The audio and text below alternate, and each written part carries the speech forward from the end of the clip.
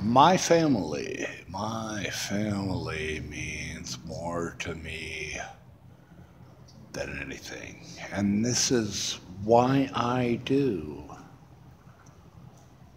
what I do, you know, because it's my family. And I care about these people. I care about these brothers and these sisters. And I love them and I care for them. And I want them to be happy and to live good lives. And like, that's why I do what I do.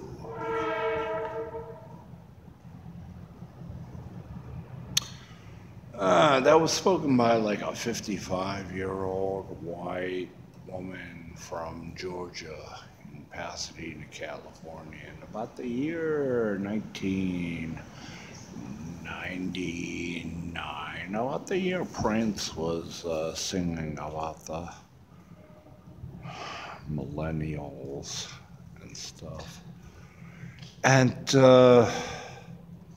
we all heard this story from Diane time and time again about her family and her love for the people and her family and how she cared and, for her family and her people and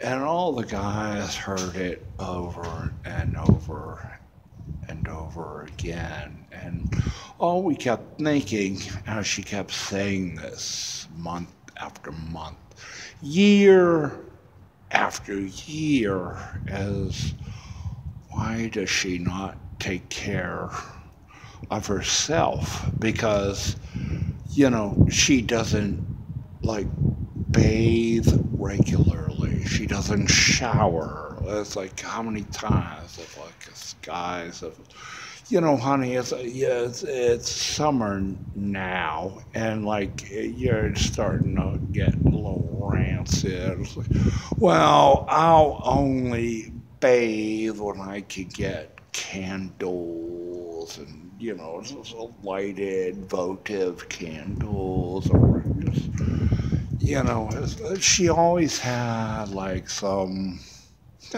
thing that like got in the way of like taking care of herself and her being. And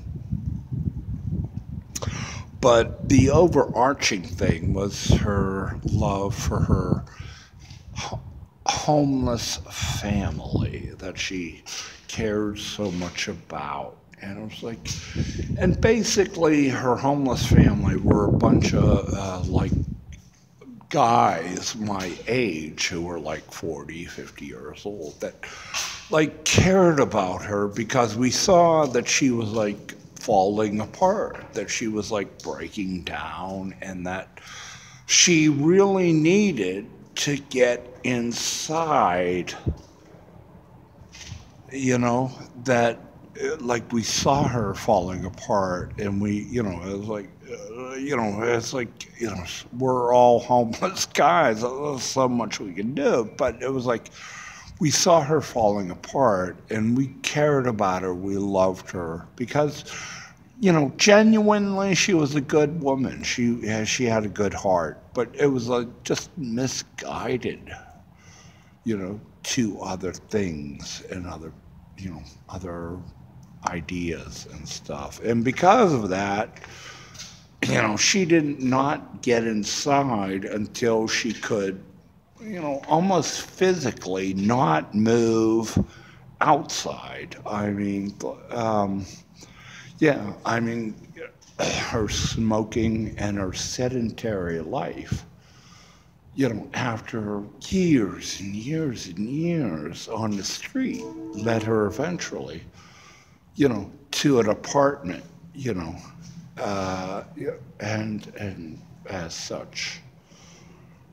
But they almost had to like literally, like ambulatory kind of thing. Yes, like you know, ride her to her, new apartment building that the government gave her as a, disabled woman and stuff. And it was like, hey, and it just saddened me that, it's like this whole thing of family, it's like family. It's like,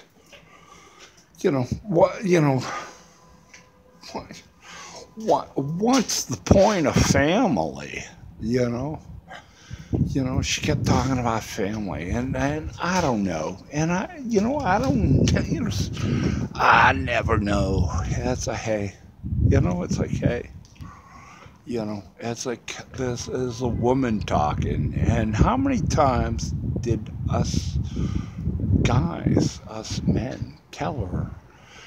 There's programs, there's a way off the street, it's a hey, but, it's like, no, I'm not going off the street until my family gets off the street. And only when my family, my people get off the street,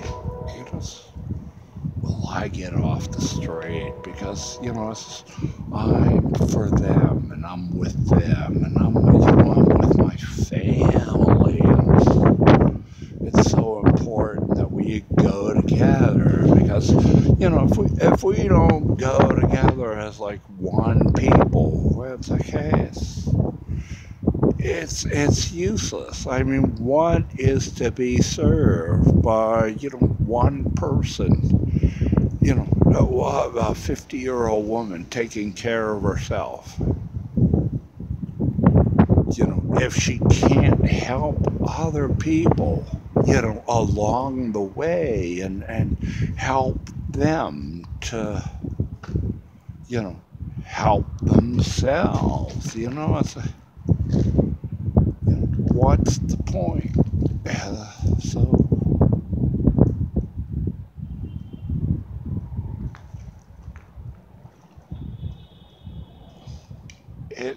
It's all of us or it's none of us, and it's like, I remember us guys used to look at one another like are we crazy or what?